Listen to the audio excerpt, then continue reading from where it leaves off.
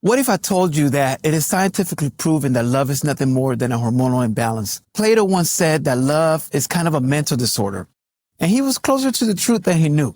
I've been working on a little self-experiment, one that proved something very dangerous and something you're not supposed to be able to control. I proved to myself that you can actually start love and you can end it, not with romance, not with heartbreak, but with chemistry. See, love feels magical because you think it's coming from your heart.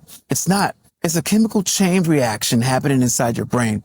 And the four main hormones that make up that feeling are dopamine, oxytocin, serotonin, and norepinephrine. Dopamine, that's your brain's reward drug. That's why when she texts you back, that same chemical you get from winning money or even doing drugs. Oxytocin, that's the bonding hormone. It's why a hug or a kiss or even sex can glue two people together.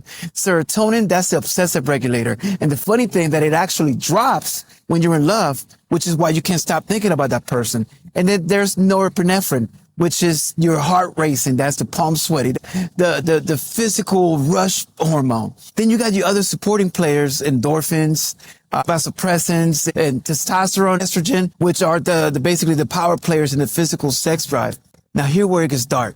If you can trigger these chemicals, you can make yourself or someone feel in love. You can also counter those hormonal spikes and actually make that feeling vanish. I didn't believe it fully until I tested it myself. I started stacking chemical triggers on purpose. Deep intellectual talks for oxytocin, short bursts of being unpredictable for dopamine, high energy, adrenaline spiking moments for norepinephrine, and then just the right amount of physical closeness to keep the mix simmering.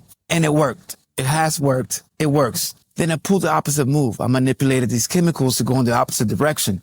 I wanted to see if it would disrupt the pattern, and it did.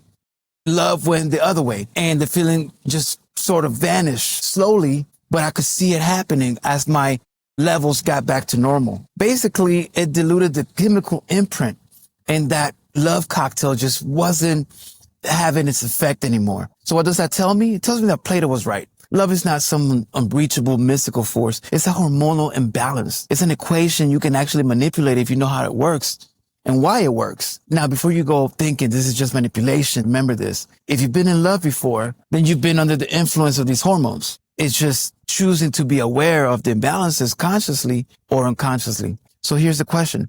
If you could switch love on or off, would you? Make sure you share this with someone that needs to hear it and subscribe.